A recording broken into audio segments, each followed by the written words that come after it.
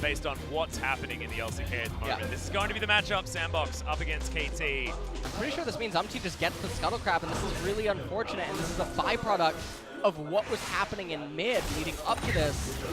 Well, he's going to be able to get that spell shield out. He loses out on the health trade. Is Terrify being held on to. He used it already, as now Joker's hanging around. Ghost uses the heal as on fleek, trying to get the hell out of here. Zenit wants to find this kill, and Joker looks to be the first option. Burns to death as PDD grabs first blood. And if there's ever a thing to be scared of, another example of that, we've seen actually Nocturne banned a fair few times against other players, and we saw Tarzan use it to brilliant effect earlier on today.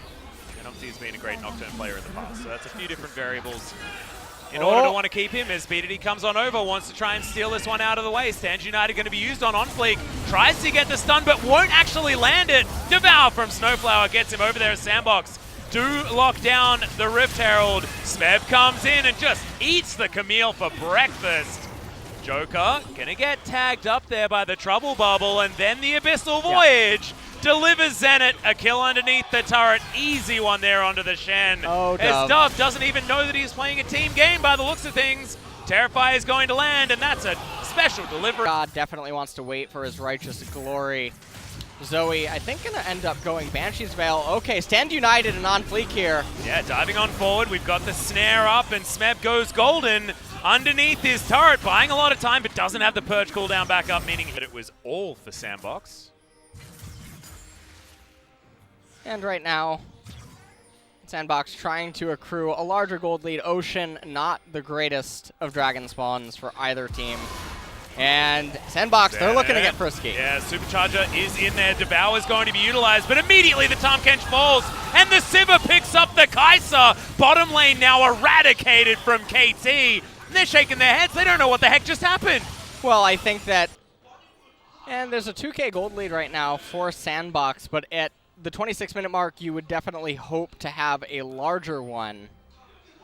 But if KT are going to just step recklessly forward like this... Yep, they do it again, and that almost is a dead Kai'Sa. In the belly of the Tahm Kench is still going to burn down to the Ignite of the Shen, and already it's two already dead for Sandbox Gaming. And KT Rolster, they just can't team fight at this stage of the game. Doesn't need them to do. Yeah. You ask Sandbox, hey Sandbox, what do you want us to do right now? They're like, yeah, if you'd just like to wander team up fight. the mid lane and throw your 80 carry at us, please, if you don't mind. Snowflower eats a Shen as Joker is going to be the sacrificial lamb, looking to try and get out, but they just take the Baron.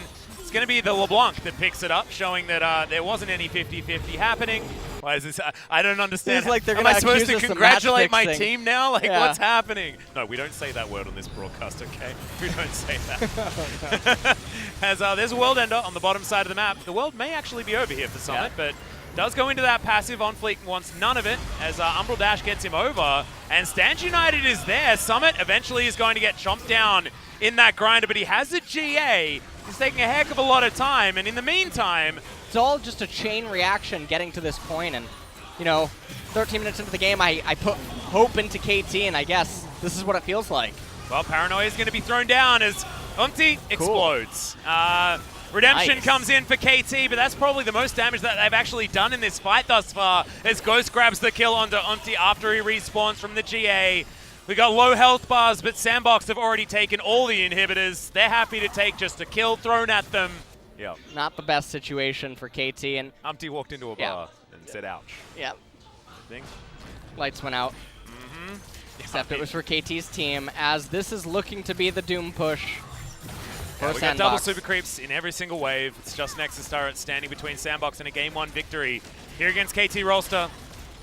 One of their last remaining matches here in the first round robin, looking to only fall to Griffin as Summit. They're throwing a lot of buttons at him, but World Ender just comes back off cooldown, and Umti goes golden, but is it actually going to be enough? The answer is a very easy one, and it's a no, as Dove grabs that kill, and now KT Rolster health bars are being decimated, and Sandbox are able to sacrifice all that they need to. Summit doesn't go down to the passive. He's basically got no health, but he can still do damage to these Nexus turrets. Smeb finds himself as the last man standing, but he's not going to be standing for much longer as he's going to be out of this game. Nexus falls, and Sandbox steal the win from KT Rolster. Steelbox Gaming is what that just was. They took advantage of every mistake that KT was willing to make